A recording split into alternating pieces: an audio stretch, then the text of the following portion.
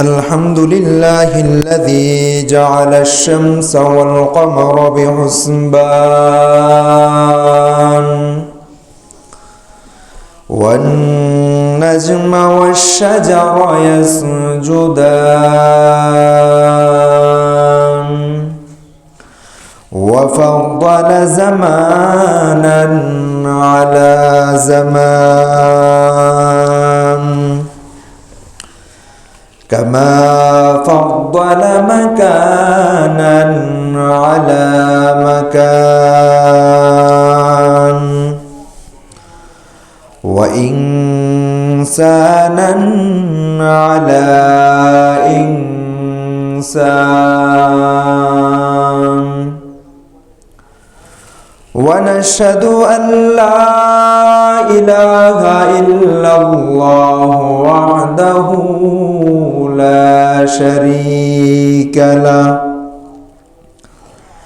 لا ضد له ولا ند له ولا مثل له ونشهد أن سيدنا وسندنا وحبيب ربنا وطبيبنا وطبيب قلوبنا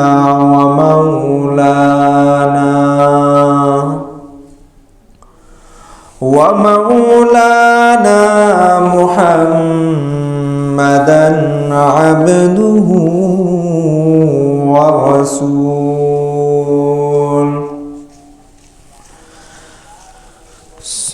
صلى الله تعالى عليه وعلى آله وأصحابه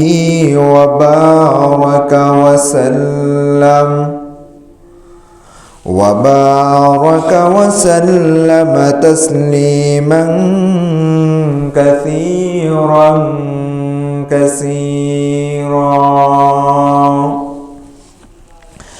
الذي أرسله الله تعالى بالحق بشيرا ونذيرا وداعيا إلى الله بإذنه وسراجا منيرا أما بعد فأعوذ بالله من الشيطان الرجيم بسم الله الرحمن الرحيم إنا عرضنا الأمانة على السماوات والأرض والجبال فأبينا أن يحملناها وأشفقنا منها وحملها الإنسان إنه كان ظلوما جهولا وعن أبي هريرة رضي الله تعالى عنه قال رسول الله صلى الله عليه وسلم آية المنافق ثلاث إذا حدث كذب وإذا وعد أخلف وإذا أؤتمن خان وفي رواية وإن صلى وصام وزعم أنه مسلم صدق الله العلي العظيم وصدق رسوله النبي الكريم ونحن على ذلك من الشاهدين والشاكرين والذاكرين والحمد لله رب العالمين. اللهم صل على روح محمد في الأرواح وعلى جسد محمد في الأجساد وعلى قلب محمد في القلوب وعلى قبر محمد في القبور. মুহতারাম হাজিরিন, আল্লাহ পাক রব্বুল আলামিনের দরবারে লাখো কোটি শুকর যে আল্লাহ পাক রব্বুল আলামিন আমাদেরকে পবিত্র শুক্রবার জুমার দিন আল্লাহ পাক রব্বুল আলামিনের ঘরের মসজিদের মধ্যে এসে দুই একটা দিনই কথা শোনার তৌফিক দিয়েছেন। এই কারণে আমরা সকলে অন্তরস্থল থেকে শুকরিয়া আদায় করি আলহামদুলিল্লাহ। মুহতারাম হাজিরিন, আমি আপনাদের সামনে যে কোরআনে কারীমের আয়াতটি তেলাওয়াত করেছি, রাসূল আকরাম সাল্লাল্লাহু আলাইহি ওয়াসাল্লামের অসংখ্য হাদিস শরীফ থেকে মুসলিম শরীফের একটি হাদিস আপনাদের সামনে পাঠ করেছি। এই আয়াতে এবং হাদিসের মধ্যে আমানত এবং তার খেয়ানত সম্পর্কে আলোচনা করা হয়েছে। আমানতটা কি এবং তার খেয়ানত কি? আমানত হচ্ছে ঈমানের একটি অবিচ্ছেদ্য একটি অংশ। হাদিস শরীফের মধ্যে বলা হয়েছে যে ব্যক্তির ভিতরে আমানত নাই, তার ঈমান নাই। যার ভিতরে বিন্দু পরিমাণ আমানতদারি নাই, তার ঈমানও নাই। এখন আসেন, আমানত বলতে আমরা কি বুঝি? সচরাচর আমরা আমানত বলতে বুঝি কোন ব্যক্তি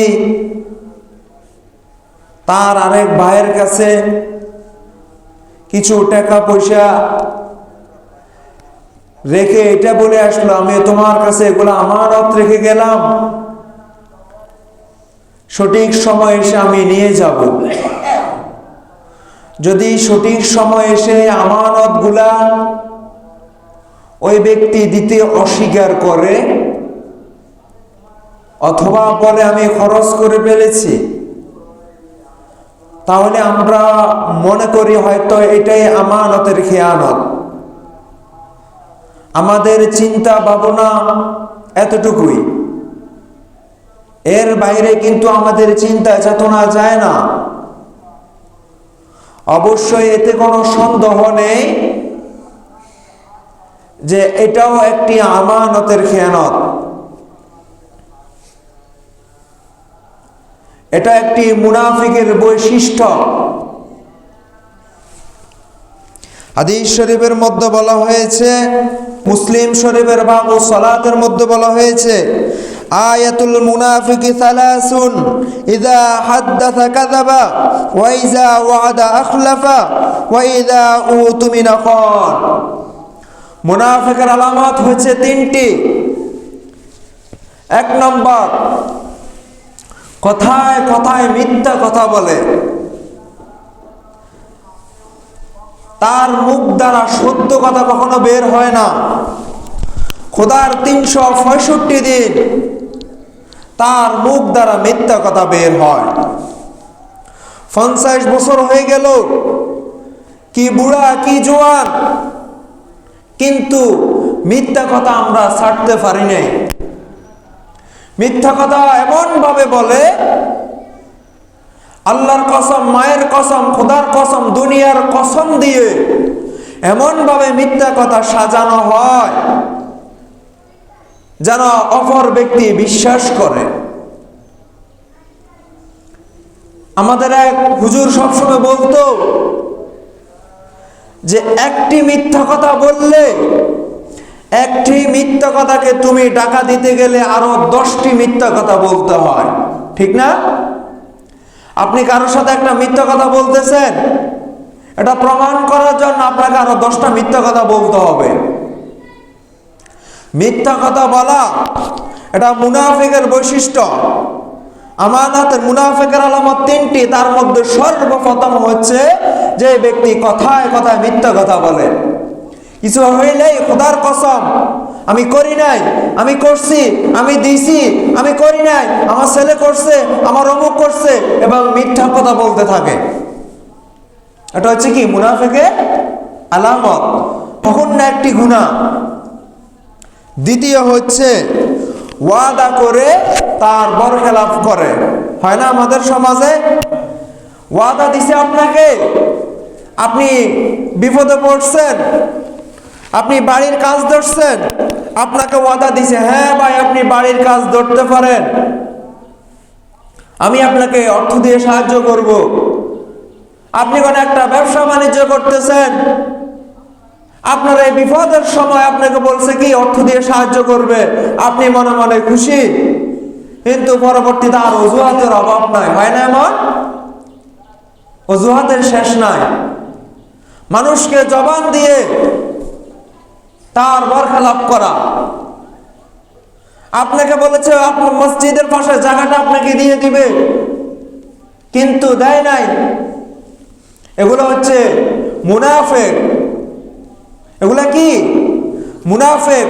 মানুষকে কথা দিয়েছেন যতটুকু পরিমাণ আপনি পারবেন তার সাথে ওই পরিমাণ কথা দিবেন, যেটা আপনার সামর্থ্যের বাহিরে, আপনার সাধ্যর বাহিরে আপনি পারবেন না, ওই পরিমাণ কথা কারোর সাথে বলার দরকার নাই। ওই পরিমাণ আশ্বাস কাউকে দেওয়ার দরকার নাই। যতটুকু আপনি পারবেন ততটুকুই দিবেন। 3 নম্বর হচ্ছে আমানত রাখলে তা খেয়ানত করে। আপনার কাছে কেউ বিশ্বাস করে 50,000 টাকা রেখে গেছে, আপনি ওই টাকা দিয়ে মাস্তি করতেছেন। হয় না এমন? পর ওই ব্যক্তি বিপদের সময় এসে যখন আপনার কাছে টাকা চায়, আপনি বলেন খরচ করে ফেলছি, এখন নয় পরে আইসো। সোরের মায়ের বড় গলা আছে না? এমন উনি আপনার কাছে টাকাগুলো আমানত রেখেছে। বিষয়গুলো খুবই সেনসিটিভ, গুরুত্বপূর্ণ। আজকে আমাদের সমাজের মধ্যে এই বিষয়গুলো ছড়িয়ে যাচ্ছে। এটাতে এক প্রকার একটা গুনাহ, অনেক বড় একটা গুনাহ। আমরা এটাকে গুনাহ মনে করি না। মিথ্যা কথা বলাতে একটা গুনাহ, এটাকে আমরা গুনাহই মনে করি না।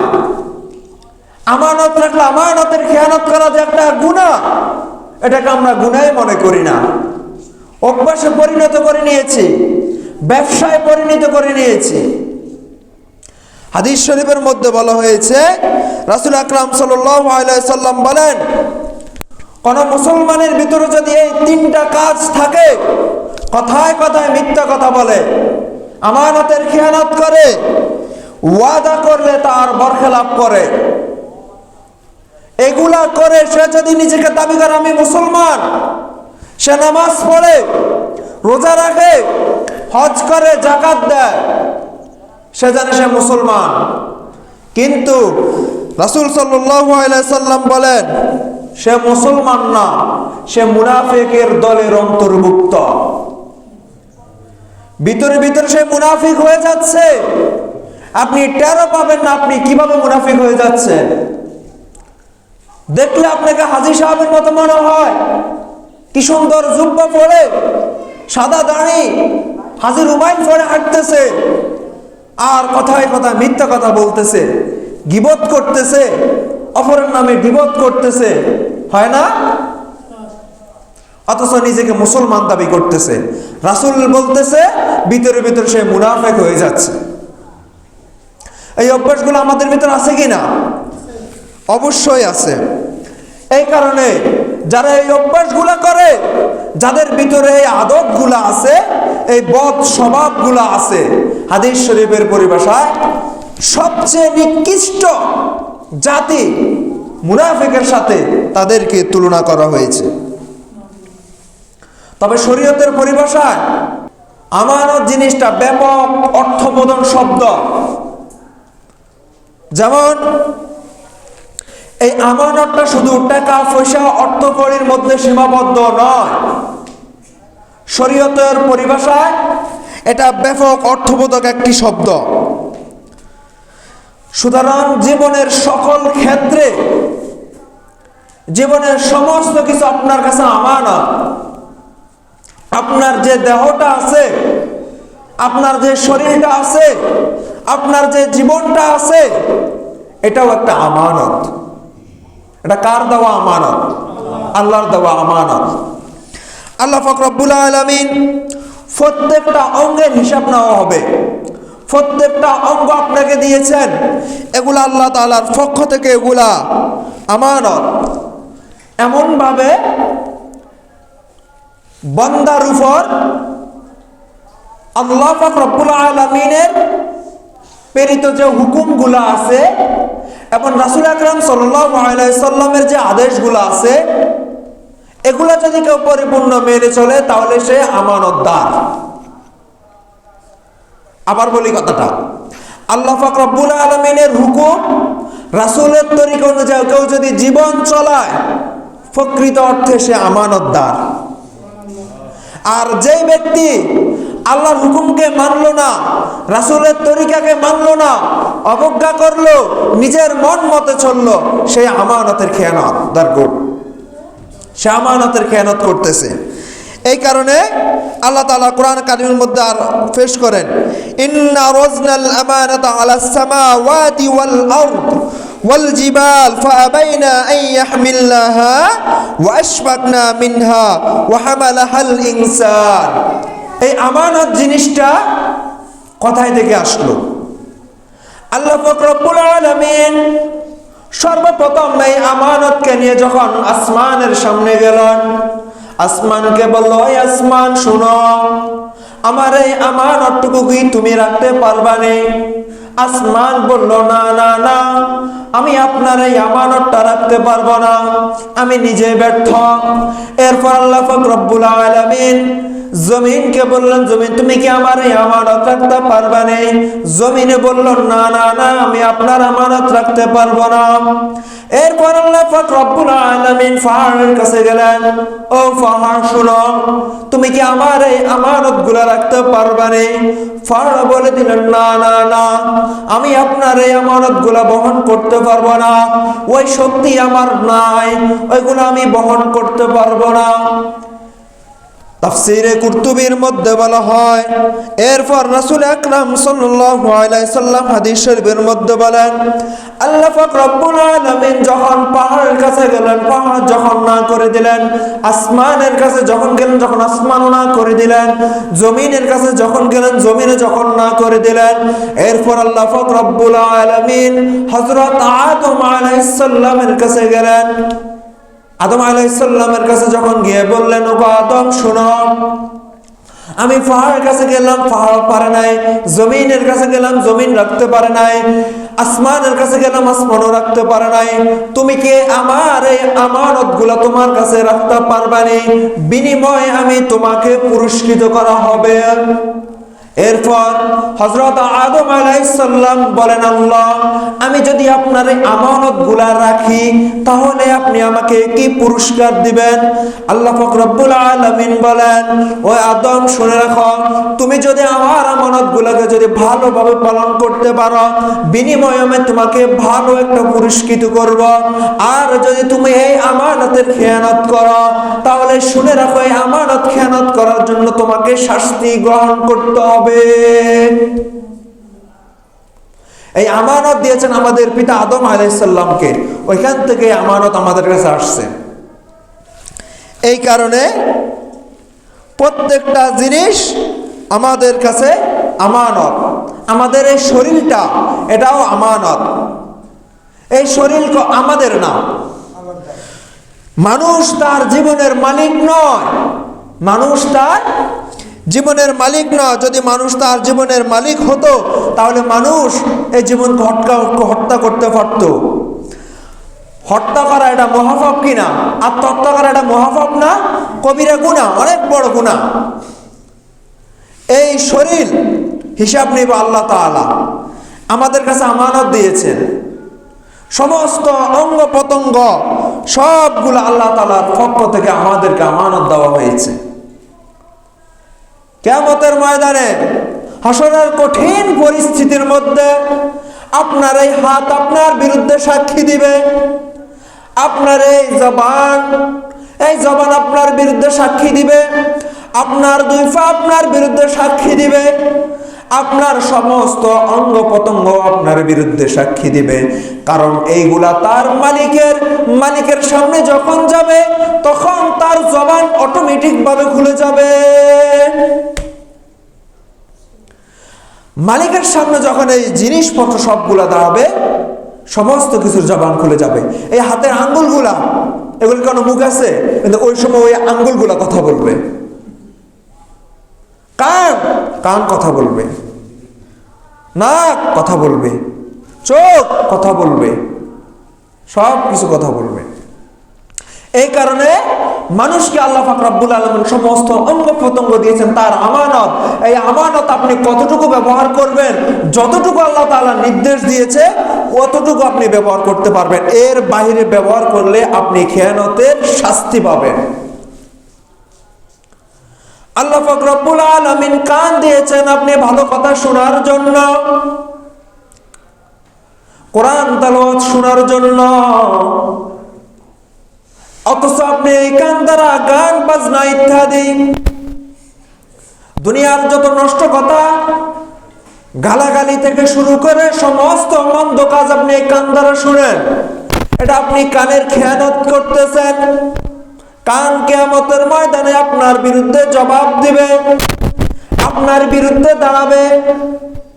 হাত আল্লাহ পাক রব্বুল আলামিন দিয়েছেন ভালো ভালো কাজগুলো করার জন্য, কিন্তু আপনি হাত দ্বারা অন্যের জমির লাইল কাটতেছেন, অন্যের গাছের ফল চুরি করতেছেন, অন্যের শরীরের মধ্যে বিনা কারণে আপনি তার শরীরের মধ্যে আঘাত করতেছেন। এই হাত আপনার বিরুদ্ধে কাল কিয়ামতের দিন জবাব দিবে। এই হাতের আমানত আপনি পরিপূর্ণভাবে আদায় করতে পারেন নাই, আমানতের খেয়ানত করেছেন। এই কারণে হাত আপনার বিরুদ্ধে কাল কিয়ামতের দিন রব্বুল আলামিনের কাছে অভিযোগ করবে। জবান আল্লাহ পাক রব্বুল আলামিন দিয়েছেন কোরআন তেলাওয়াত করার জন্য, জিকির আজকার করার জন্য, ভালো কথাবার্তা বলার জন্য, ভালো উপদেশ দেওয়ার জন্য। অথচ এই জবান দ্বারা আপনি দুনিয়ার যত নষ্ট কথা আছে সব কিছু আপনি জবান দ্বারা বাহির করেন। কথায় কথা গালিগালাজ করেন, কথায় কথায় খারাপ খারাপ কথা বলেন। সমাজের যত নষ্ট কথা আছে সব কিছু আপনি জবান দ্বারা বাহির করেন। সুতরাং মনে রাখবেন আপনি জবানের অপব্যবহার করতেছেন। আর যদি আপনি জবানের অপব্যবহার করেন, এই জবান কিয়ামতের ময়দানে আপনার বিরুদ্ধে অভিযোগ করবে আল্লাহর কাছে। মোট কথা সমস্ত অঙ্গ প্রত্যঙ্গ আপনার কাছে আল্লাহ পাক রব্বুল আলামিন আমানত দিয়েছেন। আমরা যদি কোনো কোম্পানির অথবা কোনো বড় একটা জায়গা যদি জব করতে যাই, কোম্পানির পক্ষ থেকে আমাদেরকে বিভিন্ন ধরনের সুযোগ সুবিধা দেওয়া হয়, তার মানে এই না যে আপনি ওইগুলো আপনার নিজের মতো করে আপনি নিয়ে যাবেন। আপনি নিয়ে যেতে পারবেন? আপনি একটা কোম্পানিতে কাজ করছেন, আপনাকে কোম্পানি ল্যাপটপ দিবে, হ্যাঁ বিভিন্ন ধরনের আসবাবপত্র দিবে, এগুলা কি আপনার কাজ শেষে আপনি বাড়িতে নিয়ে আসবেন? হবে এটা? না, কখনোই না। সেম ভাবে আল্লাহ পাক রব্বুল আলামিন আমাদেরকে এগুলা আমাদের উপর রহম করছেন, হ্যাঁ আমাদেরকে এগুলা দিয়েছেন, এগুলা আল্লাহ পাক রব্বুল আলামিনের আমানত। কিয়ামতের ময়দানে উনি সমস্ত কিছু এগুলা হারে হারে সব কিছু ইঞ্চি ইঞ্চি করে বুঝে নেবে। অনেক ওলামা ইকরাম তো এভাবে বলেছেন, তবে এই নিয়ে একতলাফ আছে, আমি একতলাফের ভিতরে যাব না। এতে আমাদের কিডনি, ফুসফুস থেকে শুরু করে রক্ত ইত্যাদি সমস্ত কিছু সব কিছু আল্লাহ পাক রব্বুল আলামিন আমানত। এগুলা আল্লাহর অনুমতি ছাড়া আপনি কাউকে দিতে পারবেন না। এই নিয়ে কিন্তু একতলাফ আছে। যেমন রক্ত দেয়, রক্ত দেওয়া অনেকে বলেছে, অনেক ওলামা ইকরাম বলেছে রক্ত দিতে নেই। কারণ এটা আল্লাহ পাক রব্বুল আলামিনের একটা আমানত। রক্ত এটা আপনি বানাইছেন, কেউ রক্ত এটাকে আমরা নিজে তৈরি করতেছি? কথা বুঝে নাই। আপনি যুক্তিতে আসেন, দিতেছে ঠিক আছে, জীবন বাঁচানো ওটা ফরজ, ওইটা ভিন্ন। রক্তটাকে আপনি তৈরি করতেছেন? এটা তৈরি হইতেছে কিভাবে? আমরা খাইতেছি, আল্লাহ তাআলার হুকুমে এগুলো কি রক্ত হচ্ছে। তার মানে এই রক্তটা আমাদের না, শরীরে কোনো অঙ্গ প্রত্যঙ্গ এটা আমাদের। এই কারণে অনেকে বলছে রক্ত দিতেও নেই, এটার জন্য আল্লাহর কাছে হিসাব দিতে হবে। জি হ্যাঁ, না এই কারণে আমি বলছি এখানে একতলাফ আছে, আমি একতলাফের ভিতরে যাবো না। এই কিডনি দিয়ে ফেলা, ছেলে বাঁচেন না, বাবা বাঁচেন না, কিডনি দেওয়া, এগুলো কিন্তু সবকিছু আল্লাহ তাআলা আপনাকে দিয়েছেন। এখন আসেন, জীবন যদি আমাদের হতো তাহলে ফাঁসি দেওয়া, হ্যাঁ, নিজে নিজে আত্মহত্যা করা, এটা কখনো এত বড় মহাশাস্তি এটা কখনো হতো না। আত্মহত্যা করা মহাপাপ কিনা? দুনিয়ার মধ্যে সবচেয়ে নিকৃষ্ট কাজ হচ্ছে কি? আত্মহত্যা করা। সমাজের মধ্যে তার মতো জঘন্য ব্যক্তি, জঘন্য মৃত্যু আর কিছু না, ঠিক না? এমনকি আল্লাহ পাক রব্বুল আলামিনের আইনেও সে অপরাধী, দোষী সাব্যস্ত হবে। আল্লাহ পাক রব্বুল আলামিন আইনকে টক্কর দিয়ে সে আত্মহত্যা করেছে, বিষ খেয়েছে, গলা ফাঁসি দিয়েছে। হাদিস শরীফের মধ্যে বলা হয়েছে, রাসূল আকরাম সাল্লাল্লাহু আলাইহি সাল্লাম বলেন, এক ব্যক্তির কাছে মৃত্যুর অস্ত্র ছিল। হ্যাঁ, আপনার বুখারী শরীফের হাদিস, রাসূল আকরাম সাল্লাল্লাহু আলাইহি সাল্লাম বলেন, কানা বিরাজুলিন জারাহুন ফাকাদ নাফসাহু ফাকালা আল্লাহু তাআলা বাদারানি আবদি বিনাফসি হারামতু আলাইহিল জান্নাহ।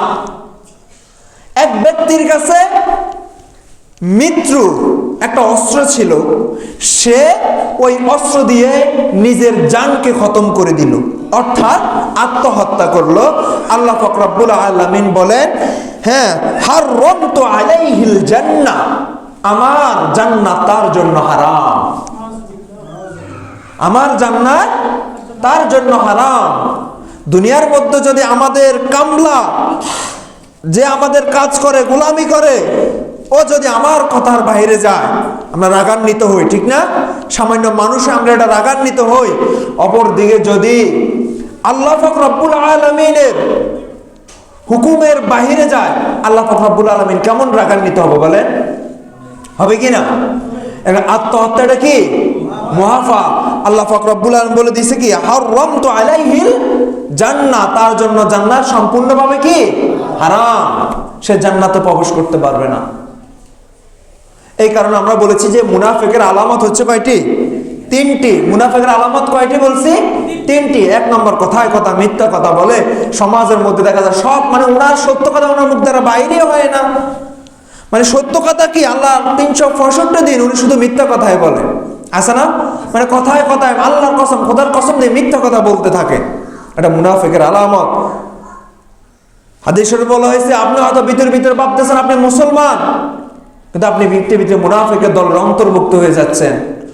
ওয়াদা দিয়ে ওয়াদা বরখেলাপ করা, আমানতের বেরখেলাপ করা। আপনি ওয়াদা দিয়েছেন, কাউকে কোনো একটা ওয়াদা দিয়েছেন, এখানে আমি শুরুতে বলেছি যতটুকু পারবেন ততটুকু ওয়াদা দিবেন। আপনি যাকে কাউকে সাহায্য করবেন যতটুকু পারবেন ততটুকু। এরপর আপনার বিভিন্ন অজুহাত দাঁড়ায় যাব, আহারে এখন তো একটু অভাবে আছি, হ্যাঁ, এই বিভিন্ন সমস্যা দাঁড়ায় যাব। এখানে যতটুকু পারবেন ততটুকুই ওয়াদা হবে, ঠিক আছে ইনশাল্লাহ? তাহলে আমরা মিথ্যা কথা বলবো না, সামনে থেকে মিথ্যা কথা বলবো না। ভিতরে হয়তো এটা হাদিসের মধ্যে বলা হয়েছে, মুসলিম শরীফের হাদিস, আপনি হয়তো ভিতরে মনে করতেছেন আপনি হয়তো মুসলমান, কিন্তু না, ভিতরে আপনি মুনাফিকের দলে অন্তর্ভুক্ত হয়ে যাচ্ছেন। কেউ নামাজ পড়তেছে, রোজা রাখতেছে, ও মনে করে আমি মুসলমান, কিন্তু ভিতরে সে কি মুনাফিকের দলের অন্তর্ভুক্ত। অন্তরটা পচে যাচ্ছে, কলবটা নষ্ট হয়ে যাচ্ছে। মিথ্যা কথা বলতে গেলে, একটা মিথ্যা কথা বললে এটাকে ডাকা দেওয়ার জন্য আর 10টা মিথ্যা কথা বলতে হয়। আল্লাহ পাক রব্বুল আলামিন যে কথাগুলো বলেছে আমাদের সকলকে মেনে আমল করার তৌফিক দান করো। যারা সুন্নত পড়েন না, সেটাকে সুন্নত পড়ে না।